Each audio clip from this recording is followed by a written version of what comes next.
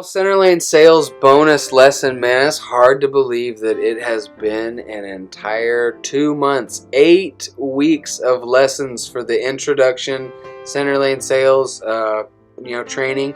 Honestly, I know some of you probably didn't take 8 weeks.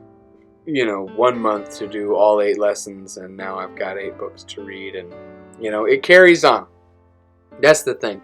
This introductory class, if you read all the books and do all these exercises and everything like that, I mean, this is a solid 8 weeks of lessons, which can carry on for you for this entire year. And you could come back next year and then do the Autobahn lessons, and it would just be incredible. Or if you're the type that you just want to absorb everything now, that you get everything, sign up for the Autobahn classes. Really, if you want to go that hard, just do the cruise control. The cruise control package is literally everything sales and persuasion related that I have to offer. And I'm constantly adding new stuff to there. I'm going to be adding stuff I've got, guys, I'm 35 years old. I've got decades of sales training that I've studied from guys that made it their entire life's work, I in no way am claiming that I did all the research to develop all this information. I didn't create neuro-linguistic program, you know what I mean? I'm not, a frickin' Erickson, but I did study it, you know what I mean? And I know how to apply it. And so that is what you'll get with the cruise control, is that you'll get constantly, new information. I'm going to have lessons that I'm doing about cold reading, about presentations, about building scripts, you know what I mean? I may have a whole series where I just go through the sales grimoire. There's definitely, I'm in the works. I'm halfway done now with 48 laws of sales power. 48 laws of sales is what it's going to be called. But it's based off the 48 laws of power from man. But today we're going to be talking about selling a vision. I've talked a little bit about future pacing, and this is what this is really about. Future pacing is, the easiest thing to sell should be yourself to yourself. After the last lesson, I hope you've cleaned up your life if you had to, and really focused and buckled down on your success, because that's what it's going to take. Be obsessed or be average. The easiest thing, you should be such an awesome person that you can sell, you know what I mean? You love yourself. Love yourself. Life is what happens when we're busy making plans. So be the type of person that, when you step out into the world, when you step out of your house every day, that you're the type of person that has, your talents and your skills and your values, your interests, everything is lined up, right? And when you walk into a sales scenario and you start driving this sales cycle and you start telling your story like we were talking about, how you learned it or earned it, and you're going to tell them a story about, you and your rise to education, how you learned it or earned it, your hero story about where you went from 0 to 60, and you may have an hour to do that, with some sales deals. You may have all of 3 seconds on the phone with somebody, I represent, a lot of times, your clout is going to come from the company you represent. You know what I mean? I represent, if you're on the phone, I represent, Schumann and Schumann. You know what I mean?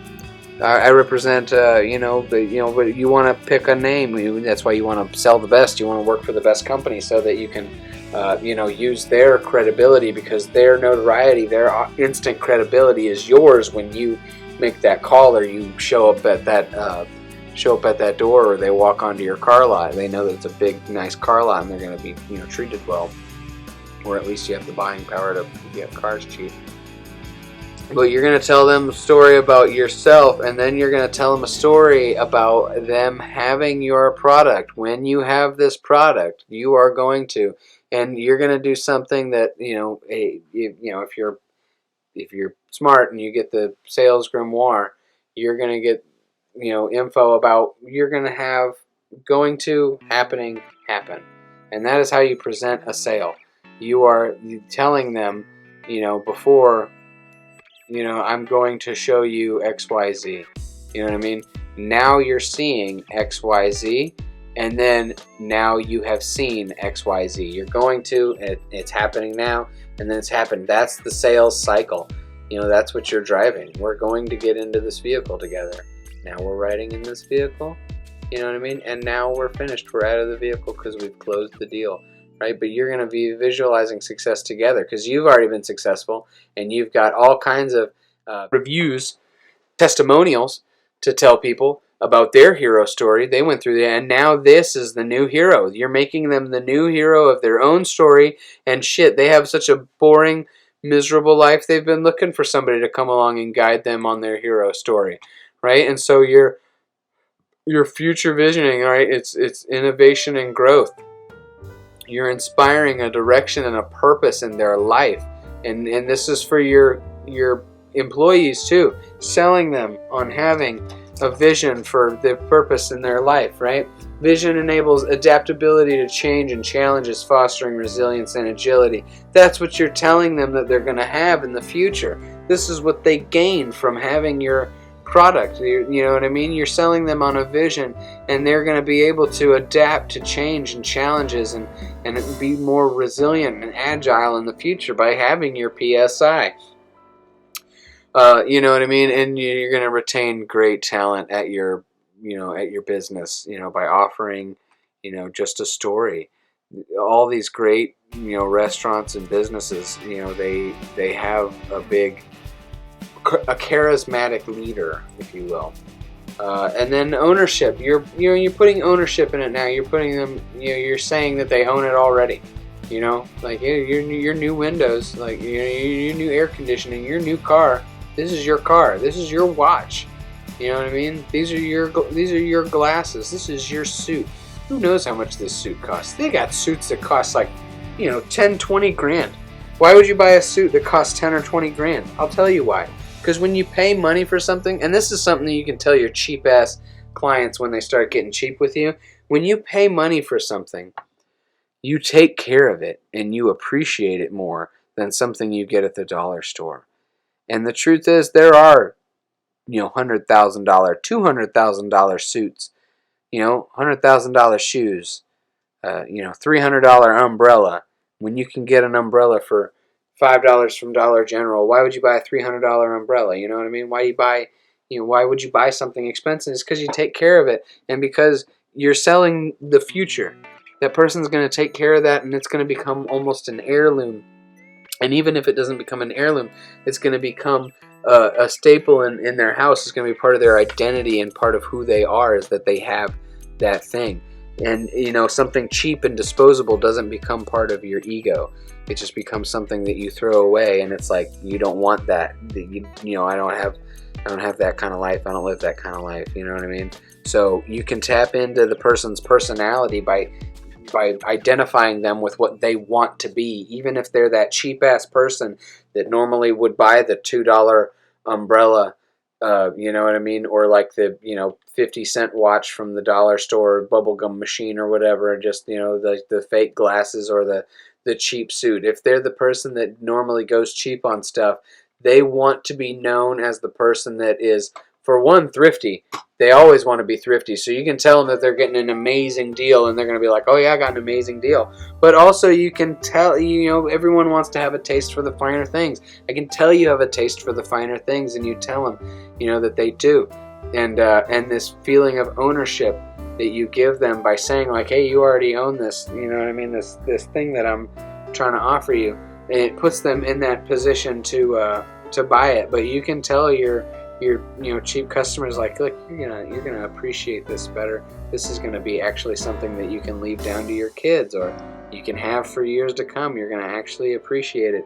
And like lasting power doesn't really sell nowadays, but when you start to really paint somebody a picture of them being somebody of class and elegance and sophistication for owning what you have, and you know what I mean, it's going to change their status. That's the only reason that anybody ever buys anything, is it's going to change their status. You know what I mean? There are classes in this world and in the United States. Every country has classes. We don't really like to talk about them much. Other countries talk about them a lot more than we do.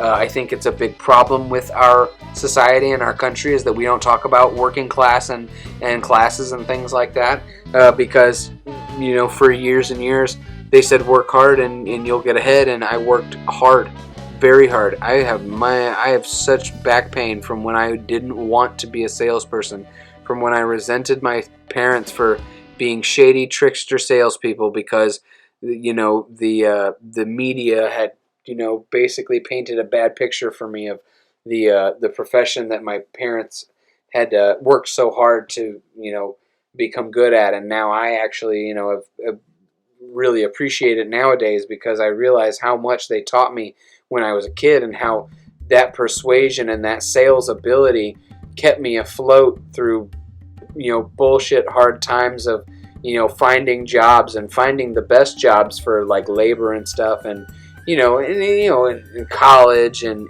interviews and, you know, negotiating for salary and stuff like that. I've always been a great salesperson, but I never dedicated myself to, you know, sales. And so once I, you know, painted a different picture, once I owned something different, you know what I mean? Once I changed my perspective and I owned a different responsibility for myself and realized that, man, it's just as much work, you know, to be broke as it is to, you know, to be wealthy, then, you know, my entire life changed. But it took a quantum reprogramming. And that's why I recommend it so much for people, is because I had it, and now I definitely recommend it for others to have it done. But ownership empowers prospects to make decisions confidently. You know what I mean? Because they already have it. You know what I mean? And so let's just go for it. You know, it's a psychology thing. And yeah, when they can see themselves really benefiting from it, then, you know, they get emotionally attached. Vision is the art of seeing what's invisible to others, Jonathan Swift. So buy your own vision. Have a vision of your why and where you want to go. And again, you're that person already that you see in the future that's successful and everything. You're that same person. You're them. You know, you're you. You're not gonna not be you when you're you know, you're not a different person. You're still you. You're smarter and, you know, wiser because, you know, time has elapsed. But the more you tap into the quantum realm and manifest your reality, the faster things can happen anyway. So, you know, it could happen overnight if you really meditated with the correct intention. But that's all magic, and that is all something that I'll show you when you sign up for the magic and energy classes.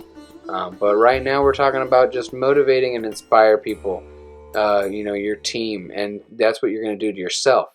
You're going to paint a vision of your future, you know, your purpose and your meaning for work, and you're going to be able to sell that vision to others because it becomes their vision. It's going to provide a sense of purpose and a meaning for them to work for you, and it's going to decide your decision making and innovation and creativity, and everybody that you work for is going to get behind your vision, and it is going to drive all of this for your company. Right? And what are goals? Of course, goals are, you know, stopping points along the way. It's like if you're on a long road trip and there's little spots along the way to drive, but there's specific targets to achieve in a defined time frame. But a vision is, you know, your goals, and people have dreams too. People talk about dreams. Let me tell you, a vision is something you can see. You make a vision board, and you don't dream. Don't call this your dream. Dreams are done while you're asleep, and they're never going to happen. They're unrealistic, right? Your dreams, you can have dreams of grandeur, right? But a vision is something that you can actually sell to people that doesn't seem crazy.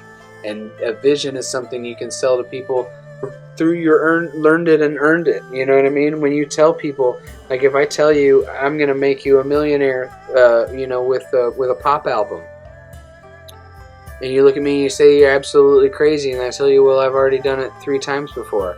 Oh, okay, well now that vision that you just painted for me, that actually is doable.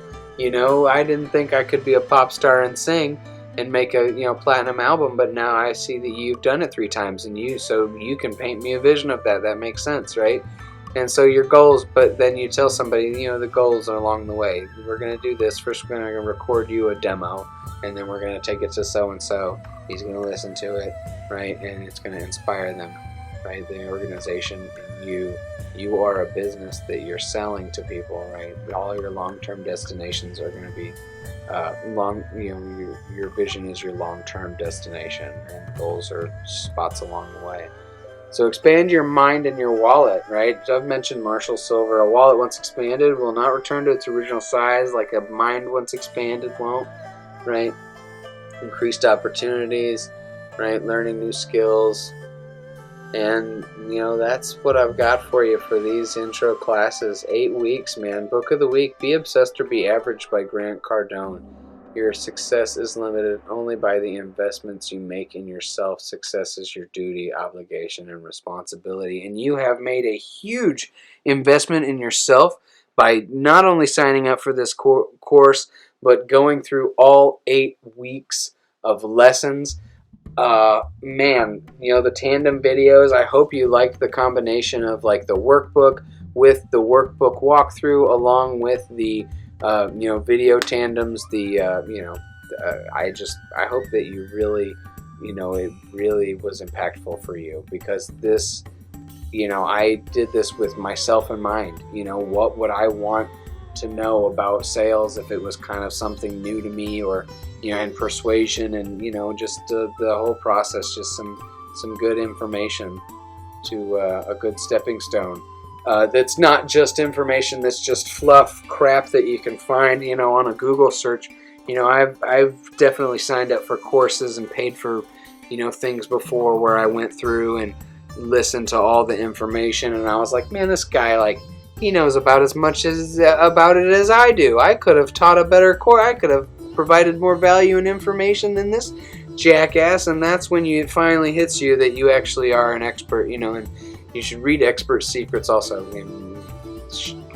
Be Obsessed or Be Average by Grant Cardone first, but after that, or even in tandem with that, read Expert Secrets by Russell Brunson. It's amazing, because it will give you confidence that you are an expert in something. Hopefully whatever it is that you're selling, you're an expert in, but you're an expert in something, and if you can sell that thing, that's the thing you should sell, if that's what you're passionate about.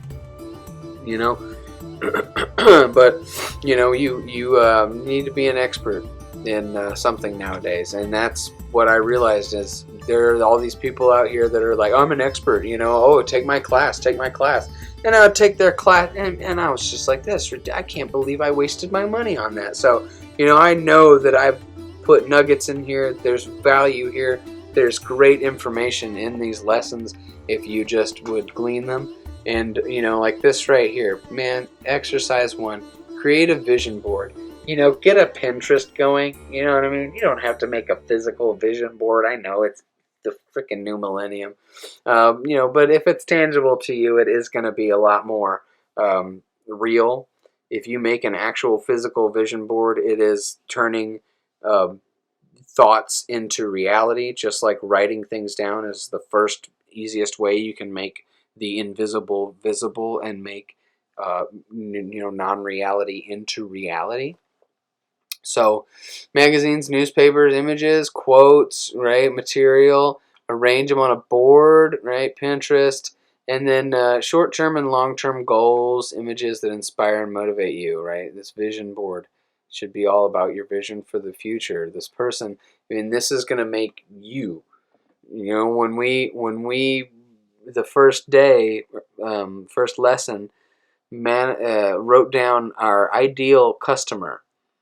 And that ideal customer, we manifested them by doing that. That's, I don't know if you realize, but that's just, it sounds funny, but that's, that's, you had a hand in the manifestation of that, by writing all that down. You found it through writing it down and making it real. So when I'm telling you that you have to be it to see it, you have to be this person, this is part of you making that real right now.